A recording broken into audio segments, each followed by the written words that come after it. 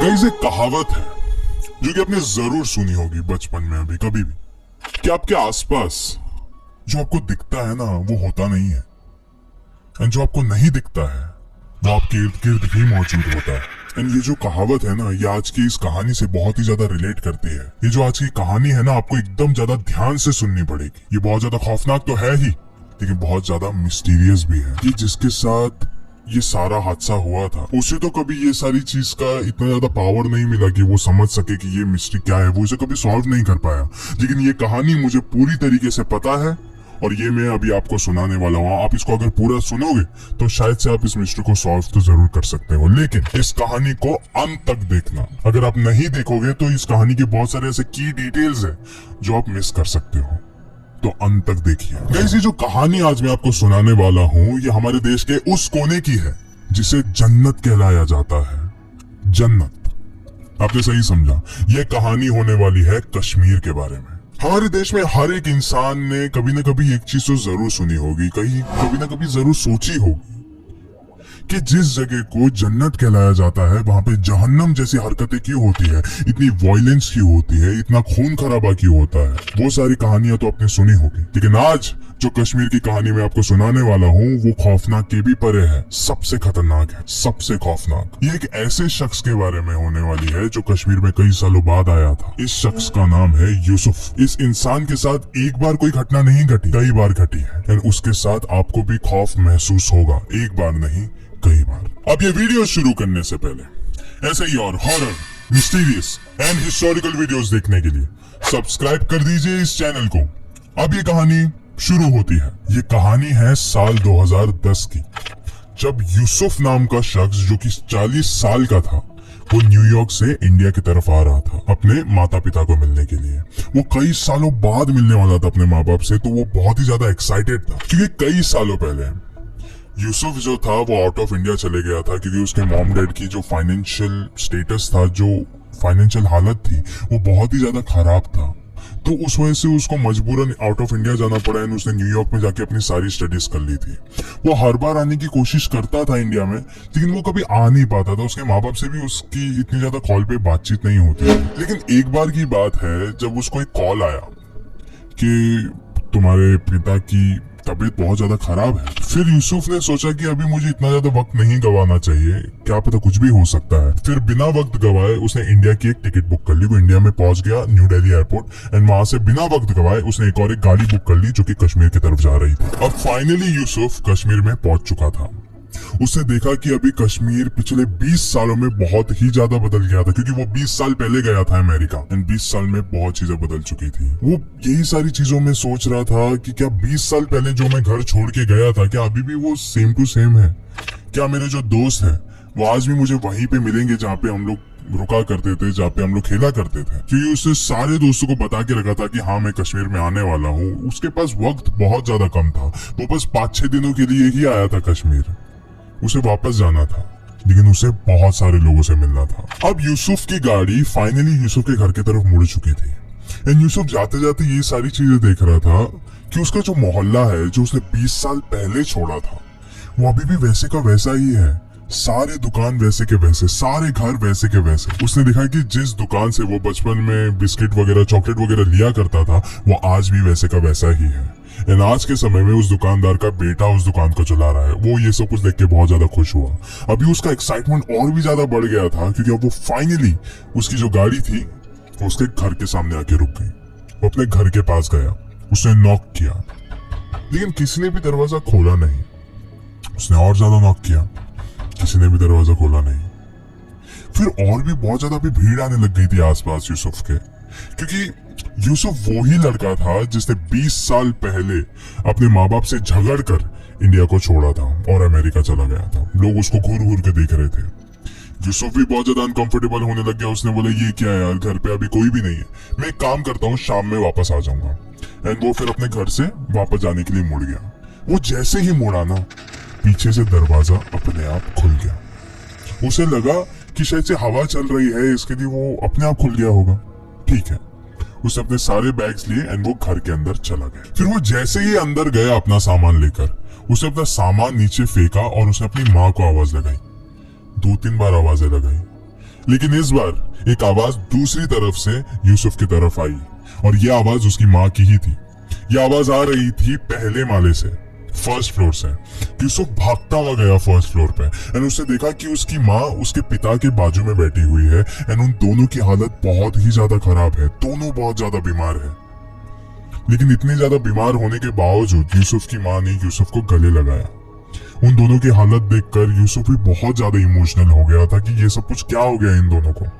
शायद से उसे रिग्रेट भी महसूस हो रहा था, लेकिन स्टिल वो थोड़ा खुश भी था कि अभी फाइनली वो भले कुछ समय के लिए लेकिन अपने माँ बाप के साथ रह सकता है। लेकिन यूसुफ ये नहीं जानता था कि उसकी पहली रात उस घर में बहुत ही ज्यादा खौफनाक हो गई। ये उसकी पहली रात थी उस घर में एंड वो अपने घर पे पानी भरने के लिए बस नीचे ही उतरा था। उस समय उसने देखा कि उसके राइट साइड से ना खिड़की की तरफ कुछ तो आवाज आई। कुछ हवाएं नहीं चल रही थी लेकिन वहां से आवाज आई।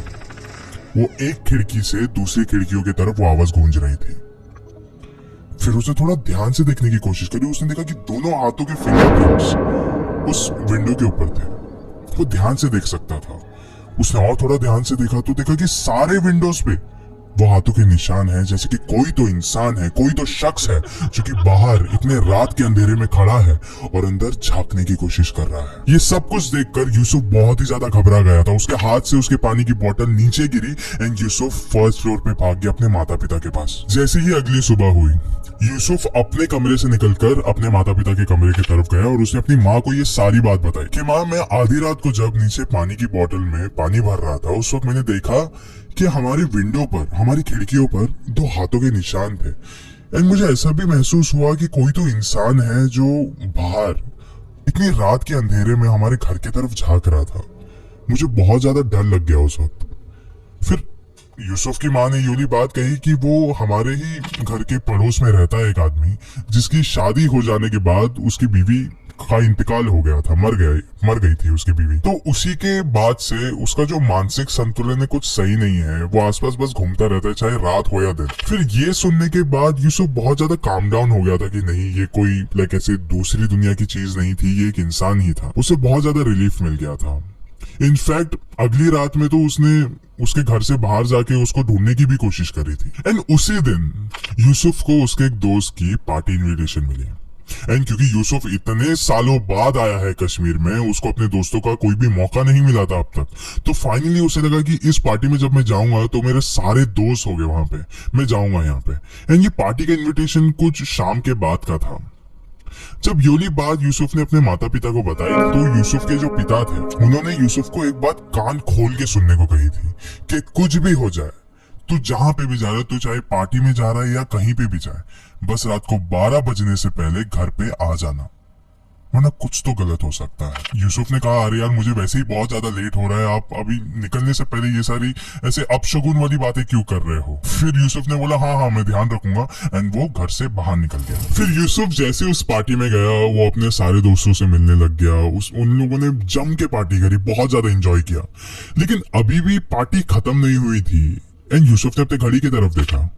उसने देखा कि रात के 12 बज चुके हैं, लेकिन स्टिल उसे ऐसा लग रहा था कि अभी तो रात के 12 बजे है लेकिन फिर भी पार्टी एंड नहीं हुई है, कोई भी अभी तक नहीं निकला। मैं निकलूंगा तो शायद से इन लोगों को थोड़ा बहुत बुरा लग सकता है, तो मैं यहीं पे रुकता हूँ। फिर यूसुफ का एक दोस्त आया उसके पास, दानिश। उसके सारे दोस्तों को थोड़ा तो अजीब लग रहा था, लेकिन दानिश उसके पास आया और उसने बोला कि भाई शायद से तुझे यहाँ पे नहीं रुकना चाहिए आधी रात तक, तुझे घर चले जाना चाहिए। फिर यूसुफ को थोड़ा सा रूड लगा, उसने बोला कि ऐसा क्यों बोल रहा है। फिर दानिश ने यूसुफ को एक कहानी सुनाई। दानिश ने कहा कि यूसुफ, तू जिस रास्ते से आया है ना मेरे घर की तरफ, उसके बीच में एक रास्ता आता है, एक ब्रिज आता है जिसका नाम है गौ केडल ब्रिज। तू जब अभी यहाँ से निकलेगा भी ना तभी भी तेको उस ब्रिज के जरिए ही जाना पड़ेगा। तो यूसुफ ने बोला ठीक है। हाँ तो फिर दानिश ने कहा कि जिस ब्रिज से तू अभी जाने वाला है, गौ केडल ब्रिज, उसका एक बहुत पुराना इतिहास है और वो इतिहास कुछ इस तरीके का है। वहां पे साल 1990 में 50 लोग मारे गए थे एक ही रात में, और ये भी बताया जाता है कि आज भी जब आधी रात में उस जगह से कोई भी गुजरता है तो फिर उस इंसान को, उस शख्स को उन प्रेत आत्माओं की आवाजें सुनाई देती है, वहां पे भटकते हुए दिखते हैं। ये सारी बातें सुनकर यूसुफ एकदम जोर का हंस पड़ा। उसे लगा, अरे भाई क्या तू ये सारी मनगढ़ंत कहानियां मुझे सुना रहा है? मैं इतने सालों बाद आया हूं तो फिर तू ऐसा क्यों स्वागत कर रहा है मेरा? फिर दानिश ने काफी सीरियसली कहा कि ये कहानी सच्ची है मेरे दोस्त, ये कहानी घटती है, कई लोगों के साथ हुआ है ये सारी चीजें। फिर यूसुफ ने कहा, भाई मेरे साथ होगी तब मैं देख लूंगा, अभी पार्टी एंजॉय करते हैं। फिर यूसुफ ने इस कहानी को मनगढ़ंत मान के इसको इग्नोर किया। एंड अब रात के 3 बज चुके थे, सब घर जा चुके थे, सिर्फ बच गया था तो यूसुफ। अब रात के 3 बजे यूसुफ अपनी गाड़ी में बैठा, क्योंकि उस वक्त पार्टी में वहां पे कोई था ही नहीं, और वो वहां से निकला। रास्ते भर यूसुफ के दिमाग में यही जो उसके दोस्त दानिश ने बात कही थी वही घूम रही थी बार बार, कि शायद हो सकता है कि गॉकेडल रोड में ऐसा कुछ हादसा हो सकता है उसके साथ। यानी अभी गॉकेडल ये जो ब्रिज था वो आ ही रहा था अभी उसके नजरों के सामने। एंड उसे देखा कि ब्रिज के कोने में एक छोटी बच्ची खड़ी है एंड वो रो रही है। फिर उसके बाद यूसुफ को थोड़ा लगा कि भाई ये क्या है, लाइक इतने आधी रात में 3 बज रहे यार, ये लड़की इतने सुनसान जगह पे एक ब्रिज पे खड़ी होकर रो क्यों रही है? फिर उसको लगा कि नहीं यार, शायद हो सकता है कि ये कोई प्रेत आत्मा हो। लेकिन यूसुफ अपने उसूलों का एकदम पक्का था। उसको लग रहा था कि नहीं, ये सारी कहानी मनगढ़ंत है, मैं इसकी मदद कर देता हूँ। वो बस सोच ही रहा था इसके बारे में कि वो अभी गाड़ी रोकेगा। लेकिन गाइस, आप सबको पता है कि आधी रात में जब 3 बज रहे हो, रास्ते में सुनसान है, वीराना है, अंधेरा है, और आपको वहां पे जब कोई मिल जाता है, किसी से मुलाकात हो जाती है, तो इंसान है या कोई प्रेत आत्मा, उसका कोई भी चांस नहीं होता। अब यूसुफ ने अपना एक पक्का फैसला कर लिया था कि उसको अभी अपनी गाड़ी रोक देनी थी। उसने वो गाड़ी को रोक दिया। जैसे ही उसने गाड़ी रोका तो वो जो बच्ची की आवाज आ रही थी रोने की, वो अचानक से बंद हो गई। एंड उसे ना महसूस हो रहा था कि कोई तो अभी ना उसके गाड़ी की तरफ तो आ रहा है। कदमों की आवाज आ रही थी उसे। उसने अपने विंडो की तरफ देखा तो उसे एक चीज महसूस हो रही थी कि कोई तो उसके शीशे की तरफ बढ़ रहा है। उसे जैसे ही विंडो को नीचे किया, उसके आंखों के सामने एक छोटी सी बच्ची खड़ी थी। फिर यूसुफ गाड़ी से बाहर उतरा एंड उसने उस लड़की के पास जाके पूछा कि आप रो क्यों रहे थे जब से? फिर उस बच्ची ने कहा कि मेरे मॉम डैड मुझे नहीं मिल रहे हैं, माता पिता नहीं मिल रहे हैं, मैं बहुत समय से उन्हें ढूंढ रही हूँ, लेकिन उनकी आवाज मुझे जरूर आती रहती है, वो मुझे आवाज जरूर लगाते रहते हैं। फिर यूसुफ ने कहा कि आवाज कहां से आती है आपको, जरूर मुझे वो बताओगे? फिर उस लड़की ने एक तालाब की तरफ अपनी उंगली का इशारा किया, जो कि उस ब्रिज को लग के ही था। यूसुफ और वो बच्ची उस तालाब की तरफ गए एंड देखा तो उस तालाब के ऊपर 2 लोगों की डेड बॉडीज तैर रही थी। उन 2 डेड बॉडीज को तैरते हुए देखकर यूसुफ बहुत ही ज्यादा शॉक हो गया, तो उसकी आंखें बड़ी हो गई थी। एंड वो जल्दी से जल्दी अपने सारे कपड़े उतार के वो उस तालाब के अंदर कूदने जा रहा था कि तभी उस लड़की ने यूसुफ का हाथ पकड़ लिया। एंड उसने बोला कि इन दोनों को तो आप बचा लोगे, लेकिन बाकियों का क्या? फिर यूसुफ ने बोला, आपका मतलब? फिर उस लड़की ने उस तालाब के ऊपर इशारा किया। यूसुफ ने जब उस तालाब के ऊपर देखा तो देखा कि अभी वहां पे 2 डेड बॉडीज नहीं है, कम से कम 40 से 50 डेड बॉडीज तैर रही थी। यूसुफ बहुत ही ज्यादा शॉक्ड हो गया था। उसको अब समझ में आ गया था कि ये सारी चीजें असली नहीं है। वो अपने गाड़ी की ओर भागा, बहुत तेजी से भागा, अपने गाड़ी के अंदर जाके बैठ गया एंड वो कैसे कैसे करके वहां से निकलने लगा। लेकिन उसने एक और एक चीज देखी कि पूरे रास्ते पर खून, सिर्फ खून। फिर वो जैसे ही अपने घर के तरफ पहुंचा, वो भागते हुए अपने घर की तरफ गया और उसे बहुत ज्यादा दरवाजे को पीटने लग गया। लेकिन दरवाजा कोई नहीं खोल रहा था, और ज्यादा उसने पीटना शुरू किया, लेकिन फिर भी दरवाजा किसी ने नहीं खोला। ये कश्मीर है, इतनी ज्यादा ठंड थी वहां पे, और वो अकेला उस वक्त इतनी रात के अंधेरे में वो अपने दरवाजे के बाहर खड़ा था, कांप रहा था। वहीं उसने देखा कि दूर से कोई तो इंसान चलते हुए आ रहा है एंड वो उसके घर की तरफ आ रहा था। एंड उसने उस यूसुफ को इग्नोर करके उस घर के खिड़कियों के पास चला गया वो, एंड खिड़की के पास से वो अंदर वापस से झांकना शुरू कर दिया उसने। फिर यूसुफ को लग गया कि ये वही इंसान होगा जो हर रात को आके हमारी खिड़कियों से अंदर झांकता है। फिर उस शख्स के पास यूसुफ गया और बहुत ज्यादा एग्रेसिवली पूछा कि ये सब कुछ तुम क्या कर रहे हो? इतने दिनों से मैं देख रहा हूं कि तुम आ रहे हो यहाँ पे, आके झांक के जा रहे हो, तुम यहाँ पे कर क्या रहे हो? तुम पागल हो, तुम सर फिर रहे हो, इसलिए मैं तुम्हें छोड़ रहा हूं, लेकिन बताओ तुम यहाँ पे क्या कर रहे हो? फिर उस इंसान ने बहुत घूर के देखा उसको। यूसुफ ने बोला कि ऐसा घूर के क्या दिख रही है, मेरे माँ बाप का घर है, आप यहाँ पे ऐसे झांक नहीं सकते हो। फिर उस इंसान ने बोला कि कौन से माँ बाप, किन लोगों की बातें कर रहे हो आप। फिर ये सब कुछ सुनने के बाद यूसुफ ने कुछ देर तक कुछ बोला ही नहीं। फिर उसके बाद उस इंसान ने यूसुफ को कहा कि कई दिनों से हम देख रहे हैं, काफी लोग देख रहे हैं कि जब घर में 20 साल से कोई भी नहीं रह रहा है, फिर भी आप यहाँ पे आके बेल बजा रहे हो, फिर भी आप आके यहाँ पे दरवाजा खटखटा रहे हो, दिन रात अपने आप से यहाँ पे बातें करते रहते हो, वो भी इतने अंधेरे में, घर के अंदर कुछ भी नहीं है, फिर भी आप ये सब कुछ क्यों कर रहे हो। इसी कुछ रीजन के वजह से, इसी कुछ फिक्र के वजह से जो यहाँ के मोहल्ले वाले हैं वो डर के मारे उन्होंने मुझे ये वाली बात कही है कि आप यहाँ पे आके निगरानी रखो कि आपको कुछ हो ना जाए। आप ये सारी चीजें क्या कर रहे हो, इसके लिए मैं आपके घर में झांक रहा था। ये सब बातें सुनने के बाद यूसुफ ने बस इतना ही कहा कि आप झूठ बोल रहे हो, ऐसा नहीं हो सकता। फिर उस आदमी ने यूसुफ को एक जगह पे शांति से बिठाया और कहा कि शायद से आप 20 साल से यहाँ पे नहीं हो, इसलिए आप इन बातों से अनजान हो। उस आदमी ने कहा कि आज से 20 साल पहले आपके माँ बाप एक प्रोटेस्ट का हिस्सा थे यहाँ पे कश्मीर में। इन उस प्रोटेस्ट में 50 से 100 लोगों की मौत हुई थी, सब लोगों को गोलियों से छन्नी कर दिया था और सब लोगों की मौत हो गई थी उस समय। इन बताया जाता है कि उस जगह पे गौकेडल ब्रिज पर आज भी उन लोगों की प्रेत आत्माएं भटकती है, रोती है, चीखती है, चिल्लाती है, मदद मांगती है।